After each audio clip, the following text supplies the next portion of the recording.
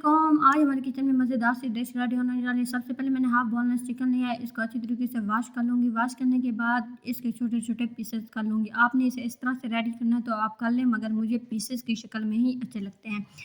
1 spoon oil लूँगी। Oil को light गर्म करने के बाद जो चिकन के पीसेस रेडी किए थे वो इसके अंदर ऐड करने के बाद मैंने 2 टेबल स्पून जो है नेशनल तिक्का मसाला, 2 table spoon black pepper, 1 table spoon जो साल्ट ऐड करके इसकी अच्छी तरह से भुनाई करूँगी। भुनाई के बाद घर में जो नॉर्मल कप होता है, आप वो पानी का ऐड करके चिकन सॉफ्ट कर लें।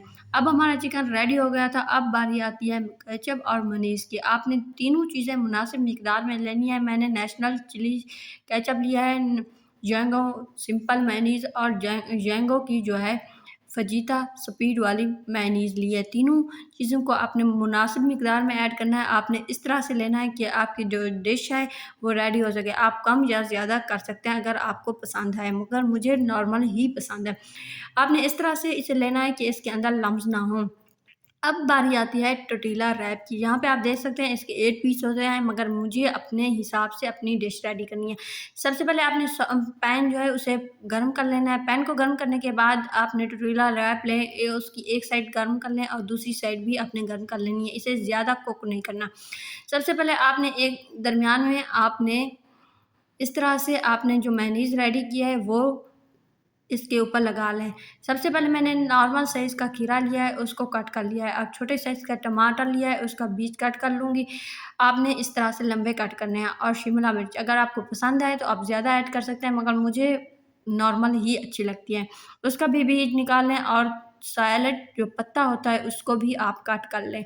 कट करने के बाद जो चिकन आपने रेडी किया है वो इसके ऊपर ऐड कर सकते हैं। चिकन आप कम या ज़्यादा कर सकते हैं, मगर मुझे हर चीज़ नॉर्मल ही पसंद होती है, ना कम ना ज़्यादा।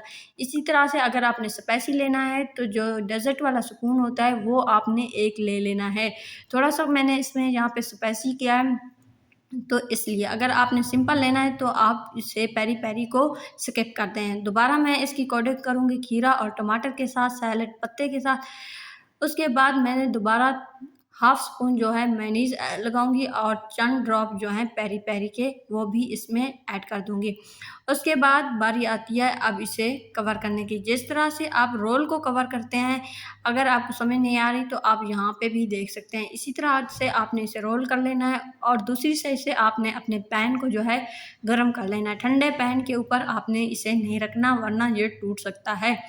सबसे पहले पैन आपका गरम होना चाहिए। यहाँ पे आप देखें, अपने हाथ का ख़्याल रखें। मेरा हाथ तो जलते-जलते बच गया था।